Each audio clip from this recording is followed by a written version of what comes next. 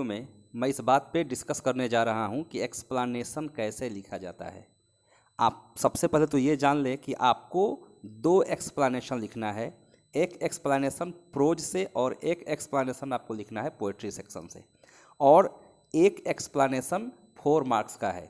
3 पूछेगा जिसमें से आपको एक का आंसर देना है। 3 एक्सप्लेनेशन रहेगा प्रोज सेक्शन से जिसमें से आपको किसी एक का आंसर देना है, और 3 रहेगा पोएट्री सेक्शन से जिसमें से आपको किसी एक का आंसर देना है। तो एक्सप्लेनेशन लिखने के लिए जो टिप्स है जो मैं बता रहा हूँ उस पर ध्यान दीजिएगा। सबसे पहला पॉइंट ये है कि जो लाइन दिया रहेगा उस लाइन की पहचान आपको होनी चाहिए कि वो लाइन किस पोएम से लिया गया है या किस प्रोज के किस चैप्टर से लिया गया है।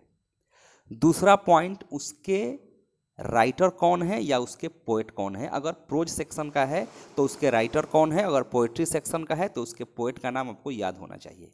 अगर ये इतना याद है, लाइन आप पकड़ लेते हैं या पोएम का जो स्टैंजा दिया गया है वो लाइन दिया गया है वो आपको समझ में आ गया कि किस पोएम से लिया गया है, तो समझिए कि आपका काम हो गया। जैसे मैं एग्जाम्पल के तौर पे 2 एक्सप्लेनेशन यहाँ लाया हूँ आपको सिर्फ ये बताने के लिए कि एक्सप्लेनेशन लिखा कैसे जाता है।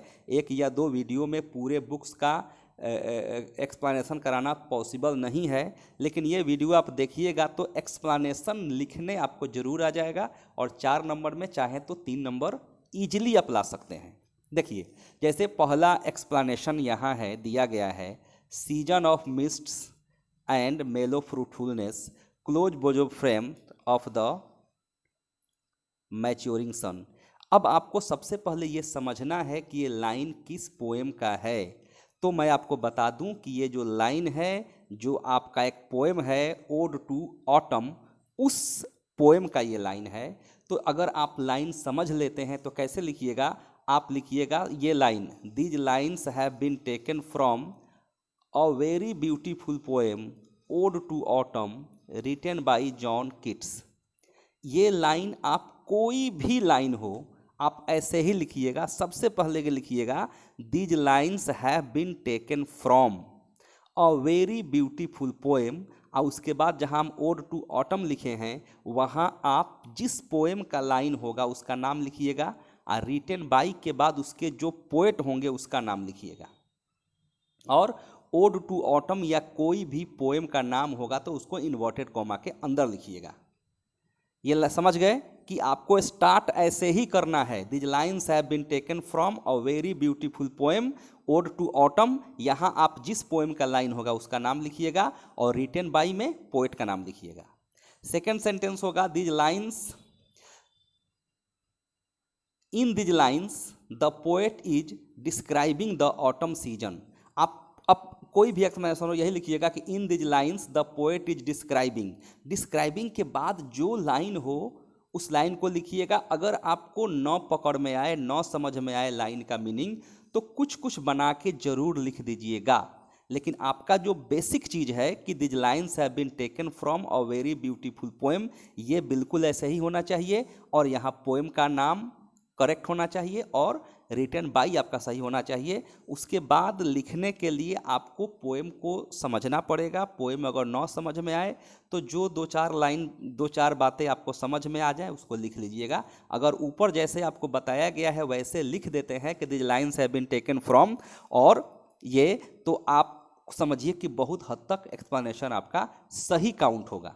जैसे these lines, in these lines the poet is describing the autumn season, कि इस कविता में, इस लाइन में पोएट जो है ऑटम सीजन का वर्णन कर रहा है। ही इज सेइंग दैट, वो कह रहा है कि in autumn there is mist all around. Poet कह रहा है कि चारों तरफ कोहरा होता है।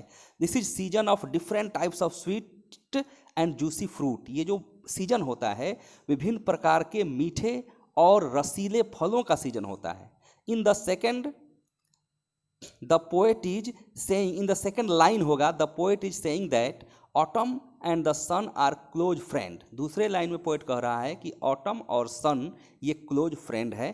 तो आप देखिएगा बहुत हद तक लाइन, पोएम का जो लाइन है उसी को हल्का फुल्का समझ के यहाँ पे लिखा गया है, और यही काम आपको भी करना है। लेकिन the most important thing is that आपको पोएम का नाम पता होना चाहिए और पोएट का नाम पता होना चाहिए। उसी तरह से एक एक जो सेंटेंस रहेगा वो प्रोज से रहेगा। जैसे आपके पास यहाँ एग्जाम्पल के तौर पर दिया गया है, a certain degree of physical harmony and comfort is necessary but above the certain level it becomes a hindrance instead of help. अब ये लाइन या आपके एग्ज़ाम में जो भी लाइन हो वो लाइन आपको समझ में आना चाहिए कि किस स्टोरी या किस चैप्टर का है। तो ये जो लाइन है, जो फर्स्ट लेसन है आपके बुक का, इंडियन सिविलाइजेशन एंड कल्चर, उसी से लिया गया है। तो आपको सीधा लिखना होगा कि this line has been taken from Indian civilisation and culture. अब यहाँ पे जिस चैप्टर का वो लाइन होगा उसका नाम लिखिएगा। ये line Indian civilisation and culture का है, इसलिए मैं यहाँ पे कह रहा हूँ कि this line has been taken from Indian civilisation and culture. जिस चैप्टर का लाइन होगा उसका नाम यहाँ मेंशन कर दीजिएगा। रिटन बाय महात्मा गांधी, इसको महात्मा गांधी ने लिखा है, लेकिन आपके एग्जाम में अगर ये लाइन आ गया तो अच्छी बात है, नहीं आया तो जिसके द्वारा लिखा गया हो उसका नाम लिखिएगा। तो आपको सीखना ये है कि एक्सप्लेनेशन को स्टार्ट कैसे करेंगे। तो this line has been taken from के बाद चैप्टर का नाम, और रिटन बाय के बाद राइटर का नाम, उसके बाद in the above mentioned line. In the above mentioned line का मतलब हुआ कि ऊपर जो लाइन दिया गया है उसमें Mahatma Gandhi talking about physical comfort. Mahatma Gandhi जो है शारीरिक आराम के बारे में बात कर रहे हैं। He is saying that physical comfort is necessary, but above certain level it becomes luxury. वो कहते हैं कि फिजिकल कंफर्ट, जो शारीरिक आराम हो, जरूरी है, लेकिन एक निश्चित लेवल तक ही जरूरी है।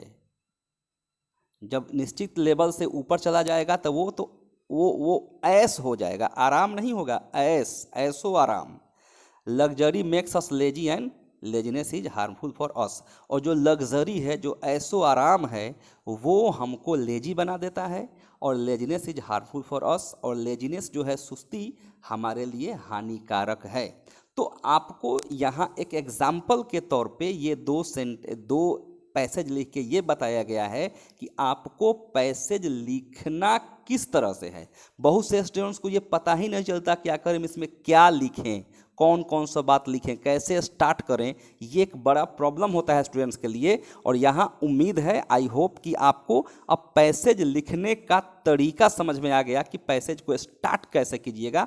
अभी जो भी वक्त है आपके पास, जो भी टाइम है, आप कम से कम पोएम पे फोकस कीजिए। 2, 4, 10, 15 बार एक पोएम को पढ़ लीजिए कि एग्जाम्स में जब पोएम का लाइन आपके सामने आए तो आपको कम से कम इतना समझ में आ जाए कि वो लाइन किस पोएम से लिया हुआ है। और पोएट का नाम और राइटर का नाम तो आपको याद कर ही लेना है। अगर सिर्फ पोएट और राइटर का नाम आपको याद है तो अलग से 10-12 नंबर का क्वेश्चन आपको बनाने में हेल्प मिलेगा। उम्मीद है कि आपको एक्सप्लेनेशन लिखने का तरीका समझ में आ गया होगा।